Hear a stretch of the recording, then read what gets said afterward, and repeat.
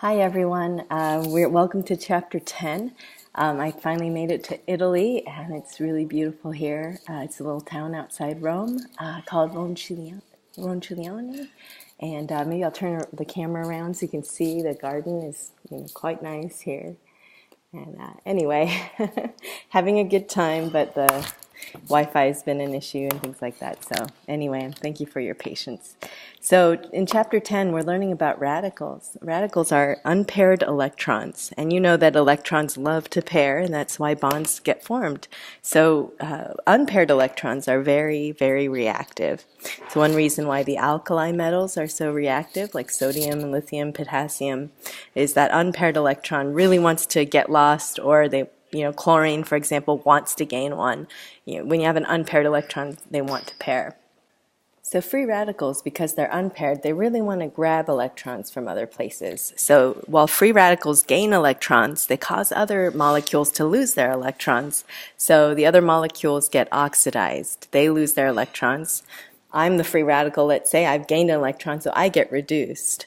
But in any case, if we can stop that oxidation process, because oxidation can be very dangerous for us, because free radicals can grab electrons from things like DNA, and that can cause mutations and eventually cancer. So that's something that we want to try to avoid. So to do that, we usually like to take antioxidants, that is, things that will entice those free radicals to take electrons from them instead of from other molecules.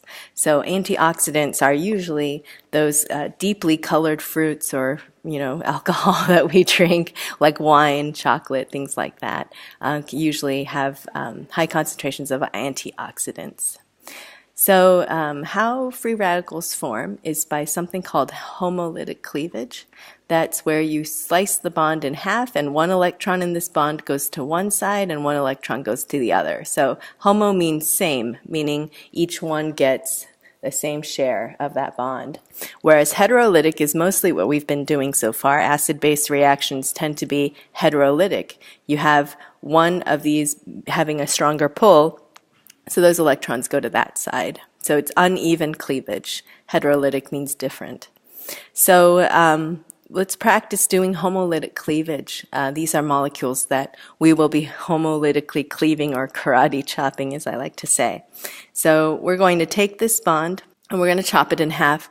And notice I'm using these single barbed arrows. I think I mentioned in a previous video, when you have two electrons move, you have a double-headed arrow. When you have a single electron move, you use a single barbed arrow, okay? So that's what I'm doing right here. So when I chop this in half, so picture sort of chopping it in half, then I'm going to end up with Br, and it had 3 lone pairs, and now it's got one from that bond that was chopped. And this one also had 3 lone pairs, and it's got one that was chopped from the bond. Okay, so here's the source of my free radical right here. This is what makes these bromine radicals.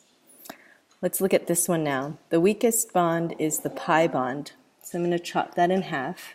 But I'm not going to chop through the sigma bond, just the pi bond.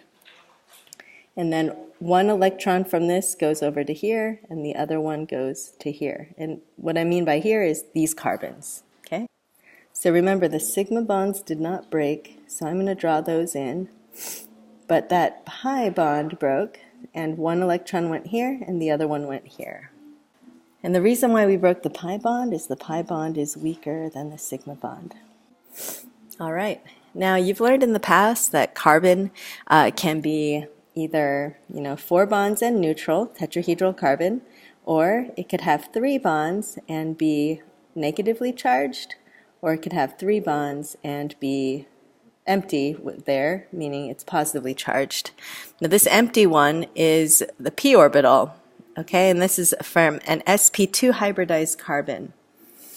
And the reason why it's sp2 is because there is no electron group here to repel these groups downward, so they just spread out. And so the proper way to draw that is as trigonal planar, 1, 2, 3. When you have a lone pair there, the carbanion, then now you have an electron group, so then they all repel each other. So this is now pyramidal, whereas this is trigonal planar. So that's important to know because there are stereochemical consequences of this. If you have something more like this, then you can have attack of a nucleophile on either side, so you'll get a pair of enantiomers. Whereas in this case, this is more of a base. It doesn't get attacked, it does the attacking. Now, a radical is something in between these, right? A radical means that you have a carbon with 1 electron and 3 bonds. And so that's why it's neutral, is because 1, 2, 3, 4, it still acts like it has 4 valence electrons.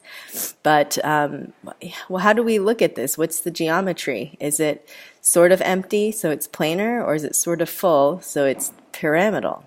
And so, of course, as you expect, it's somewhere in between. But oftentimes when we look at the stereochemistry and the outcomes, it almost looks like it's planar rather than pyramidal. But in any case, you can have 2 pictures of this, one where it's sort of planar, okay, and that's how we're going to explain the stereochemistry later. So in many ways, I've always been taught that it's more planar than it is pyramidal. But in a certain sense, you can also think of it as rapidly interconverting from, let's say, this kind of sp3-like intermediate to this one. So one lobe contains the free radical, but it can easily isomerize to the other form. Well, if it looks more like this, though, a carbocation, then stability should be similar, and we do see that. So stability of radicals increases with R groups and substitution. So our methyl radical is the least substituted and the least stable. Primaries next, secondary, tertiary, and you're used to seeing these, right? So primary, secondary, tertiary. And then, of course, our allylic and benzylic are very good. Whereas our vinyl and aryl, so remember those are when you have the radical on a double bond or on a ring. So for example, like this, you have a double bond, you have a radical on the double bond. Aryl means you have a benzene ring and you have the radical on the ring. Okay, so that's very different from allylic and benzylic. Let's see why that is. When you have a benzylic radical, here's the radical right here. When you have that next to the ring, not on the ring, then you can have resonance stabilization, okay? Stabilization by resonance delocalization. So what that means is that this is stabilized by being spread out over a larger region. When you have electron buildup, that makes it reactive. So if you can spread that out, that helps to stabilize the molecule so it's less reactive. So to do that, why don't you see if you can figure out how to do this. And one thing I would say is it's a little similar to phenol. I think if you remember phenoxide ion, you guys have done many resonance structures of this ion by now. So just reviewing this really quickly, you know, you can do this.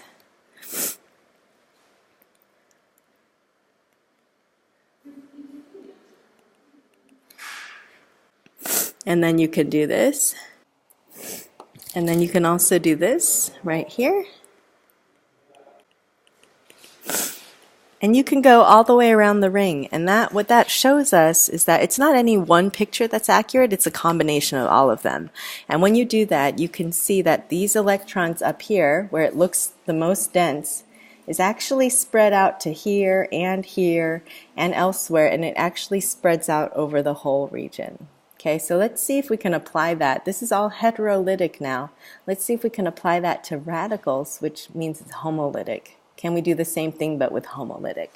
All right, so this is a little bit weird, but I'm going to take 1 electron. Instead of moving 2 electrons down, I'm going to move 1 electron down. And I'm going to break this one in half, move 1 over here, and move 1 side over here. So what I've got from this is I've got all my sigma bonds still there, but now see what these arrows are doing is this is being used for making a bond with half of this one, half of that pi electron, and now this pi electron on this side, so maybe think of a bond as 2 electrons. 1 electron went to here to make a bond with this guy, so they joined forces. This one went over to here and made a radical right there. And then we've got the other pi bonds still there. Okay, so now that I've done one of these, why don't you pause it now and see if you can go all the way around the ring and get all the resonance structures. Okay, so here are all my resonance structures. Usually we show them as a set within brackets. So you can see it started here. It looks like a primary benzylic, but now it goes over here to secondary and all the way around the ring. And what this shows me is that the electron density is actually not concentrated here, but it's actually around the entire ring, because I can show it here and here and here. And those are the spots where we tend to see reactions occurring, is here and here and here. You can actually predict these centers of reactivity by their resonance structures.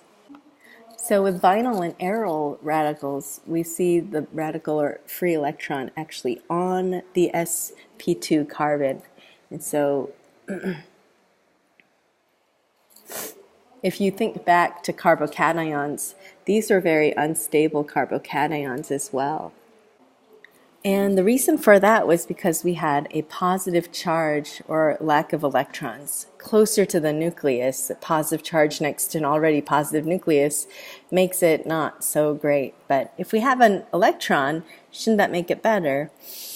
Well, it should, except first they're unpaired, but also they don't have this resonance delocalization that the other groups have. So for that reason, because these guys lack the resonance delocalizations, we're not going to see those as stabilized. It also has something to do with where these electrons are. We said that they're closer to the nucleus. Well, let's look at thermodynamics considerations as well. We have hydrogen right here, as opposed to this hydrogen here. This one's sp3 and this one's sp2. And what we see is that because these electrons are held closer to the nucleus, it's harder to form a radical there. It actually takes way more energy to break a bond like this than it is to break one here. So we see that with forming radicals on an sp2, it's not as easy to do that. So it's pretty stable this way rather than the other way. So it's pretty stable with its hydrogen there rather than having a radical there. So let's talk about bond dissociation energies. The weakest bond will have the lowest bond dissociation energy. So that means it doesn't take as much energy to break a bond that's weaker than one that's stronger.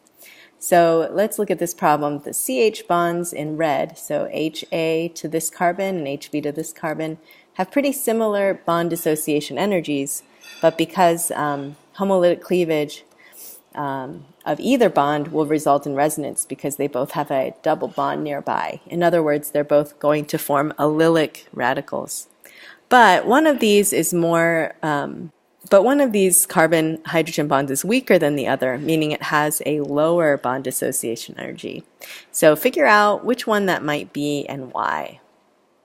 And the hint for this is draw out both possibilities and look for resonance structures and what are the differences in those resonance structures. So if you try that exercise, you'll see this radical here is secondary allylic, but this one here is tertiary allylic. So whichever one's more stable, which is this one, is going to lead to a faster reaction. So that means this bond here is going to be weaker or more easy to break. So it'll have a lower bond dissociation energy.